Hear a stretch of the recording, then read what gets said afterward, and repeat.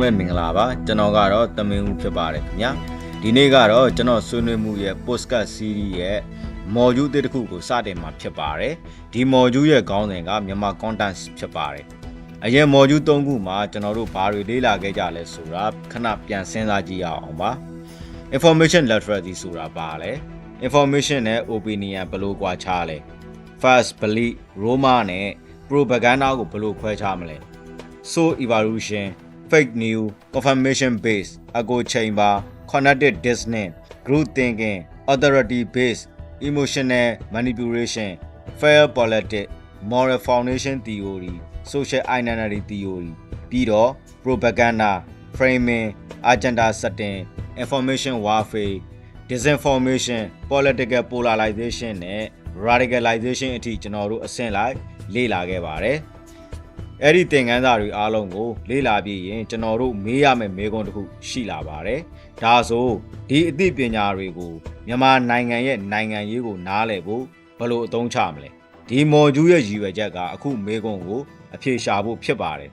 ဆိုတော့ကျွန်တော်တို့နိုင်ငံရေးကိုဘယ်လိုလေ့လာမလဲကျွန်တော်မိတ်ဆွေအနေနဲ့နိုင်ငံရေးသတင်းကိုဖတ်တဲ့အခါဘာကိုအရင်ကြည့်ပါသလဲခေါင်းစဉ်ကိုလားဘယ်သူပြောတာလဲဆိုတာကိုလားကိုထောက်ခံတဲ့သူပြောတာလားမထောက်ခံတဲ့သူပြောတာလားဒါမှမဟုတ်အဲ့ဒီသတင်းရဲ့နောက်ွယ်မှာရှိနေတဲ့အကြောင်းအရင်းတွေကိုစဉ်းစားပါသလားနိုင်ငံရေးသိပ္ပံမှာပြောလို့ရှိတဲ့စကားတစ်ခုရှိပါတယ် Politics is more than event it is about pattern အဓိပ္ပာယ်က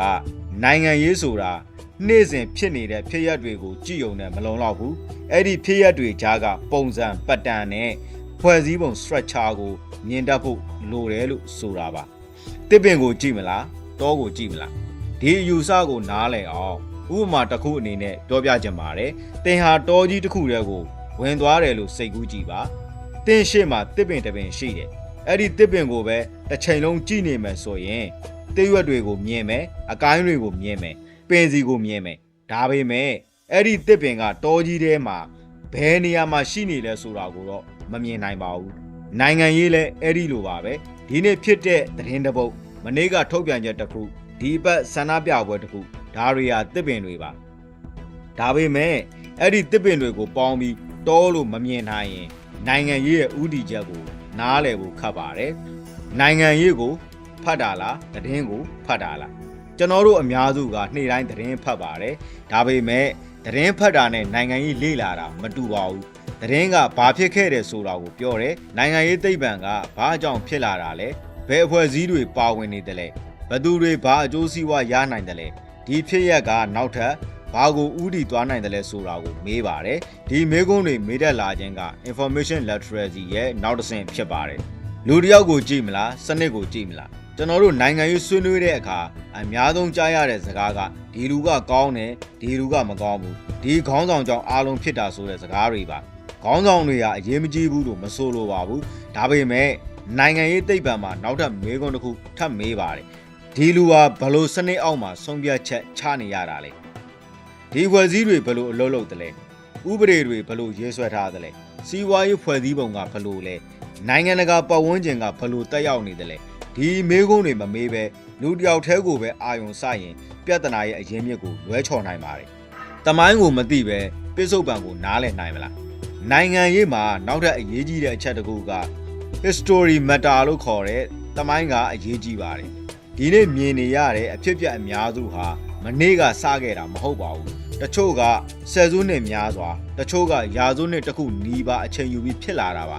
ဒါကြောင့်ပြစ္ဆုတ်ပံကိုနားလည်ခြင်းရင်အတိတ်ကိုလည်းလေ့လာဖို့လိုပါတယ်ဒါဟာတစ်ဖက်ဖက်ရဲ့တမိုင်းကိုယုံဖို့မဟုတ်ပါဘူးတမိုင်းကိုအထောက်ထားနဲ့နှိုင်းယှဉ်ပြီးဖတ်တတ်ဖို့ဖြစ်ပါတယ်